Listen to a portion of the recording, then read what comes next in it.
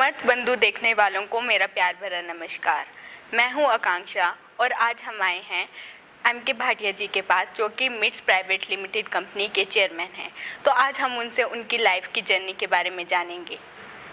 सो भाटिया जी, आप मुझे बताइए कि आप अपनी लाइफ की जर्नी कहाँ से स्टार्ट की है। पहले तो बर्मन जी को थैंक्स और आकांक्षा मैम को थैंक्स, समर्थ बंधु टीम को मेरी तरफ से बहुत बहुत शुक्रिया। और अभी हम जैसे कुछ डिस्कस कर रहे थे तो आप लोगों को कुछ मैंने जैसे अपनी जर्नी बताई लाइफ की, तो कुछ इंटरेस्ट आया तो मैंने कहा चलो कुछ और बताता हूँ आपको। मैम, मेरी जर्नी मुजफ्फरनगर में मेरा एक मतलब मेरा बर्थ हुआ 1979 में। और मेरे दादाजी he was a well known personality of Muzaffarnagar और उनके भट्टे क्रैशर हुआ करते थे and he came from Pakistan. और वहाँ आके मतलब उन्होंने अपनी एक जगह बनाई, अपना एक नाम बनाया। फिर हमारे मतलब भट्टे क्रैशर थे, जब मैं मतलब छोटा था तो मुझे पता चला। तो हमारे फादर और ही 6 भाई बहन और एक वेल नोन फैमिली हम मतलब मुजफ्फरनगर की रहे। और फिर कुछ अनफॉर्चुनेटली मेरी लाइफ में जब मैं I was 5 years, my mother की सडन डेथ हो गई। और भी कुछ लाइफ में चीज़ें आई और फादर का भी बिज़नेस भी थोड़ा सा डिस्टर्ब हुआ और ऐसी लाइफ की जर्नी चलती रही। मेरी लाइफ बचपन बड़ी डिस्टर्बिंग गई। मतलब अगर मैं कहूँ तो कुछ समाज में कुछ लोग ऐसे थे, कुछ क्वेश्चन पूछना, एक बच्चे से ऐसे क्वेश्चन पूछना, मदर की डेथ कैसे हुई, ये कैसे हुआ, तो टफनेस थी मेरी लाइफ में। और फिर मतलब 5 साल तो मैं अगर बताऊं कि मैं बिल्कुल भी क्लास के स्कूल के बाहर बैठा होता था या कमरों में बंद किया जाता था, इतना मेरा माइंड और सब डिस्टर्ब था। फिर bye God grace 6th class में मेरे को एक दोस्त मिला, आज तक मैं ढूंढ रहा हूँ दोस्त को। और ऐसे ही करते करते 7th 8th में कुछ और 2-4 फ्रेंड्स बने और उनको साथ उनके पेरेंट्स ने सपोर्ट किया। उनकी मोटिवेशन से मैं पढ़ने लिखने लगा।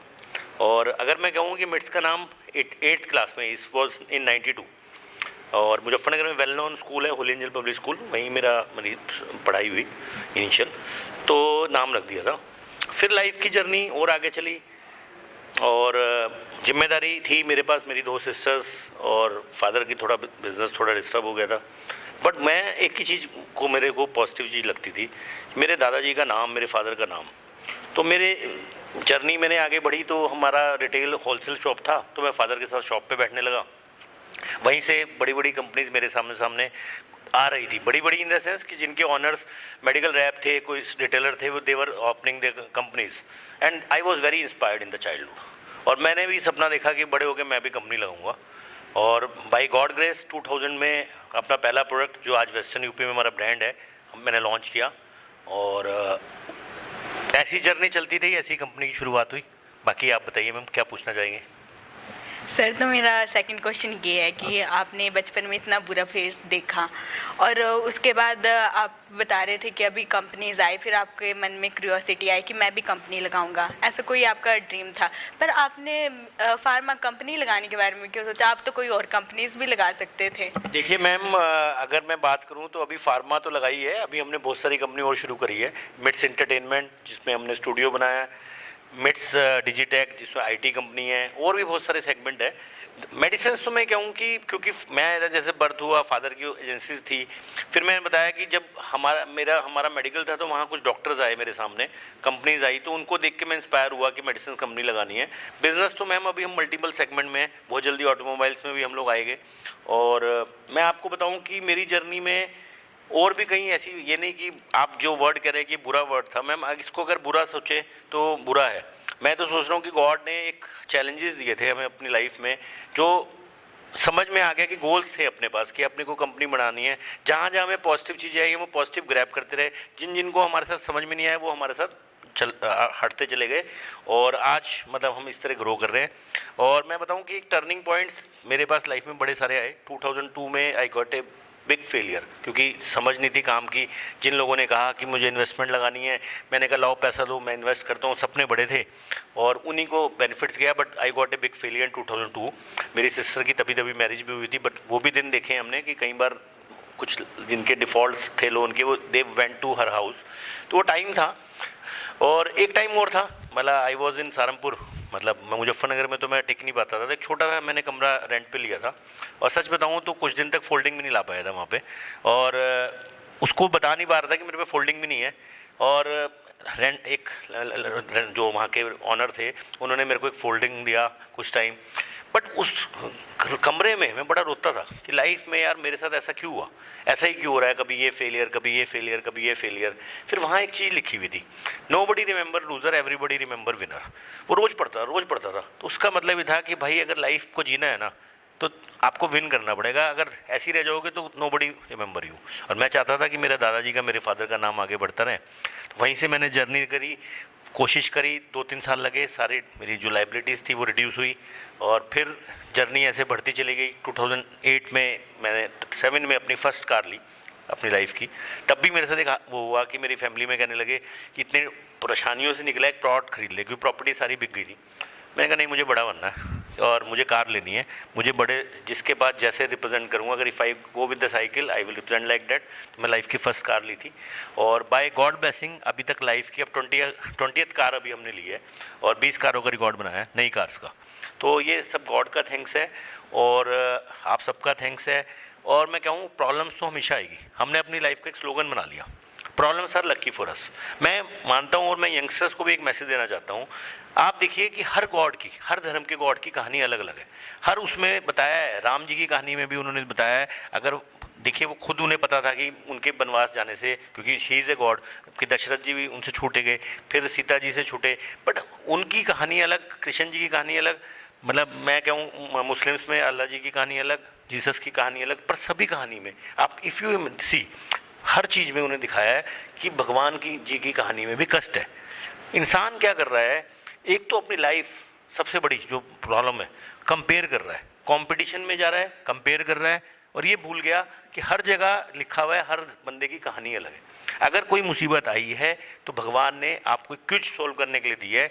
और सबसे बड़ी चीज़ जो मेरा सबसे मतलब सबको मैसेज आता है, मेरा मानना है कि जो लाइफ है ना, हमें फिल्म की टिकट दी है भगवान ने, उसकी मर्जी है ये टिकट हम फिल्म कब तक देखेंगे, उसकी मर्जी है कि हम कब चले जाएंगे। बट हमें यहाँ पे अगर हमारी फिल्म सुपरहिट करनी है तो हमें सिर्फ आके अपने नहीं करना, हमें समाज में भी खुशियाँ बांटनी है और जो हमने प्रॉब्लम्स झेली है उससे सोल्व करके सामने वालों को मोटिवेट करना है कि लाइफ में एवरीथिंग इज पॉसिबल।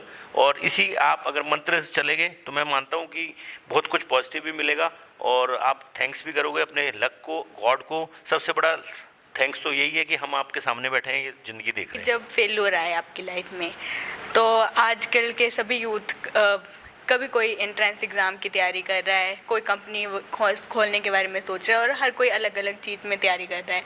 तो क्या आपने तो हार्ड वर्क किया, तो आप हार्ड वर्क, किस्मत और लक, इन सब चीज़ों के बारे में आप क्या सोचेंगे कि हमें हार्ड वर्क करना चाहिए या हमें अगर हम फेल हो रहे हैं तो हमें लक और इसका बारे में सोचना चाहिए? देखिए मैम, अभी पता नहीं कोई मूवी चल रही थी या कहाँ, मैंने अभी भी कहीं हफ्ते पहले कोई मतलब चल रहा था तो उसमें कहा था कि हाथों की जो लकीरें हैं ना आपके कर्म से बदल जाती है।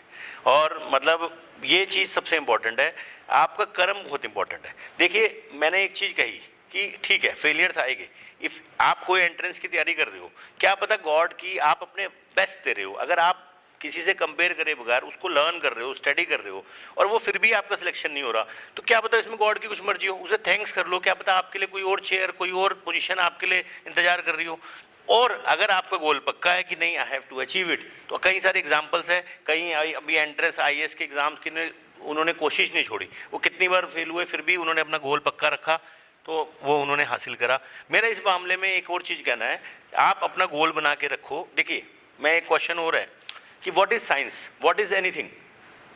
साइंस क्या है? क्या एक ही दिन में आविष्कार हो गया? क्या एक ही दिन में हेलीकॉप्टर का आविष्कार हो गया? एक ही दिन में मोबाइल का आविष्कार हो गया?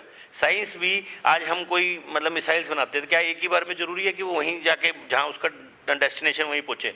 तो वो साइंस भी क्या है, एफर्ट्स है, नॉलेज है, गेनिंग ऑफ नॉलेज, फिर उस पर एफर्ट्स है और जब तक आपको गोल पूरा ना हो जाए उसके लिए एफर्ट्स करना है। तो वही यूथ को मैं कह रहा हूँ, लाइफ कोई एक पोजीशन के जाने से या एक चीज़ जाने से कोई हिली नहीं है। क्या पता गॉड ने आपके लिए क्या क्या सोचा हो। मेरा ये है कि जो काम करो लगन से करो, घबरा के मत करो, डर के मत करो, दिल से करो और सब कुछ हो जाएगा। और अगर वो नहीं हो रहा तो इसमें गॉड की मर्जी मानो, उसको थोड़े टाइम रुक जाओ, देखिए आपको सब कुछ क्या मिलने वाला। आप कुछ समय पहले आपने अपने एम्प्लॉयज़ को कार दी थी और आप बहुत ज़्यादा फेमस भी हुए थे, तो मैं उसके बारे में जानना चाहती हूँ कि आपका उसके पीछे क्या थी?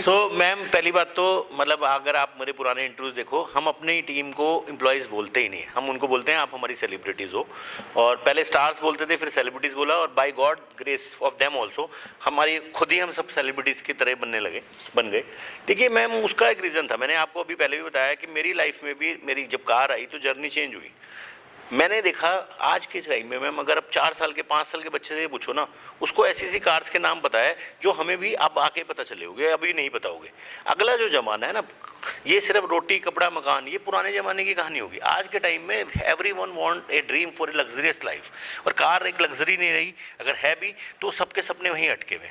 तो मेरा पर्पज़ ये था इन सबको कार्स देने का कि एक तो हम कंपनी को ग्रो कर रहे हैं, ये सारे फ्रेशर आए थे, यंगस्टर आए थे, और जब इनको कार मिली इनमें से किसी को चलानी भी नहीं आती थी।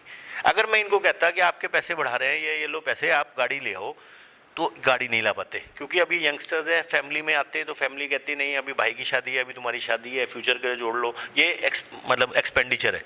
जबकि इनका कॉन्फिडेंस डेवलप करने के लिए इनकी लाइफ ही चेंज होगी। अगर आप किसी से पूछोगे जिनको कारें मिली है, उनकी लाइफ ही चेंज होगी। कईयों की तो शादियाँ हो गई है, अभी 3-4 बंदों की तो शादियाँ हो गई है। तो यही सोच के दी थी कि एक तो इनको स्टेबिलिटी है, कॉन्फिडेंस है कंपनी में, और बाकी देखिए उनका आशीर्वाद कि हमने भी खुद नहीं सोचा था कि गाड़ी तो देंगे कि इतने पॉपुलर हो जाएंगे। और सबसे बड़ी चीज़ है, हम अपनी टीम को परिवार मानते हैं, हम इनको एम्प्लॉयज़ नहीं बोलते, अपनी सेलिब्रिटीज़ बोलते हैं। और ये थॉट भी मुझे कुछ सालों में आई जब मैंने समझा कि ये भी किसी के बच्चे हैं, किसी के भाई है, किसी की बहन है। जब हम ये सब सोचेंगे, अभी हम जब वैष्णो देवी भी ले गए थे अपनी टीम को, तो मेरे को लगता है कि सब धर्म में भी यही लिखा है, सबसे इंपॉर्टेंट ह्यूमैनिटी है। जब हम ह्यूमैनिटी को सोचते हैं, जब मैं कुर्सी पे बैठता हूँ, मैं हिसाब ले रहा होता हूँ, तो मैं इनसे उस तरह ट्रीट करता हूँ कि आई एम ए फाउंडर, की मुझे ये चीज़ चाहिए। But if I am not on that chair, they are like a my family and friends. तो ये चीज़ सबको भी बताना चाहता हूँ, और यही इसी कारण से हमने कार दी थी। सर, आप इतने पॉजिटिव हैं, तो क्या आपकी लाइफ में कोई ऐसी बुक्स हैं जिन्होंने आपको बहुत ज़्यादा मोटिवेट किया? क्योंकि बहुत ज़्यादा बड़े बड़े लोग हैं जिन्होंने बुक्स लिखे, तो आप उसके बारे में बताएंगे? उसके बारे में तो देखिए, फिर मैं कहूँगा गॉड का ग्रेस है। 4 मूवी के नाम ऑलरेडी मेरी मतलब लाइफ पे, स्टोरी पे रजिस्टर्ड हो चुके हैं। और एक तो द फ्लाइंग बर्ड है, द उड़ती चिड़िया, और एक मेरा क्या कसूर, एक मिस्टर बनी, और चौथा नाम अभी मतलब आपको अगली बार बताएंगे। सो देखिए, पॉजिटिव की बात नहीं है मैम, ऐसे भी बहुत सारे लोगों के जो कहते होंगे कि यार भाई ये नेगेटिविटी, ऐसा हो ही नहीं सकता इंसान की वो उसके अंदर दोनों चीज़ ना हो।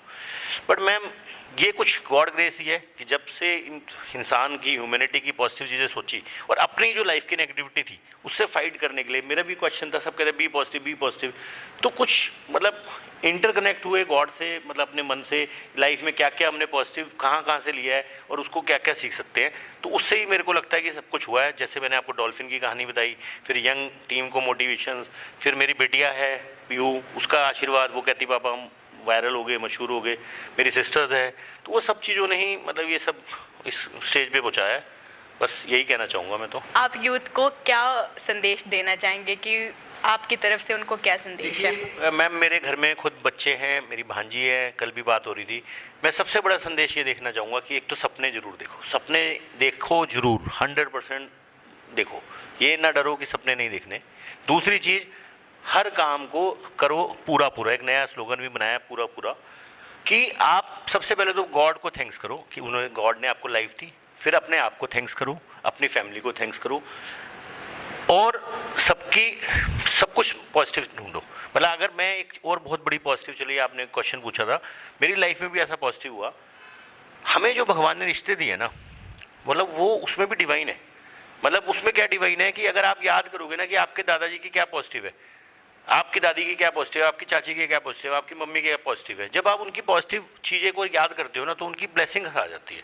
तो आपसे यही है सबसे कि जो भी लाइफ में आपको भगवान ने दिया है, उसकी पॉजिटिव चीज़ को अपने माइंड में फीड करो, आपको उनकी ब्लेसिंग्स आएगी। दूसरा, बच्चों से मतलब एक सबसे बड़ी मैं मैसेज देना चाहता हूँ कि बच्चों, यंगस्टर्स खास तौर पे, कि अपने तो अपने होते हैं, सपने भी सिर्फ अपने होते हैं। यानी कि आप सिर्फ अपने सपनों की तरफ जियो, दूसरे के सपनों में मत झांको। आपका जो विज़न है उसको दिल से काम करो, सीखो कि हर चीज़, मैंने अभी पहले भी बोला है, ट्रेन वही चला सकता है जिसे ट्रेन चलाने के लिए उसने लोको पायलट का कोर्स किया हो। पायलट वही बना है जिसने उसकी स्टडीज़ करी हो। हर चीज़ करने के लिए लर्निंग चाहिए होती है। खाना भी वही बना सकता है अगर आप उसको तरीका ढूंढ लो। तो आपको तरीका ढूंढना है। और मैं 3 इडियट का एक फेवरेट डायलॉग भी बताऊंगा अपना, कि आप सक्सेस के पीछे मत भागो, काबिल बनो कि सक्सेस झक मार के आपके पीछे आए। यही मेरा मैसेज है जगत को, कि आप देखिए हर टाइम भगवान ने अलग अलग लिखा हुआ है। आपका अगर आपका कोई फ्रेंड कहीं बाहर जा रहा है तो आप अपने आप को ये मत समझो कि आपका लक खराब है। आप सोचो कि ठीक है, दैट इज़ हिज स्टोरी, या हर स्टोरी। आप अपनी स्टोरी खुद से लिखो। लाइफ आपको भगवान ने गिफ्ट दी है अपनी स्टोरी लिखने के लिए। यही मैं मैसेज देना चाहूँगा। Thank you. तो आज हमारे साथ थे MK भाटिया जी। उन्होंने हमें अपनी लाइफ के बारे में बताया। और आप देखते रहिए समर्थ बंधु। मुझे यानी आकांक्षा को दीजिए इजाज़त। धन्यवाद।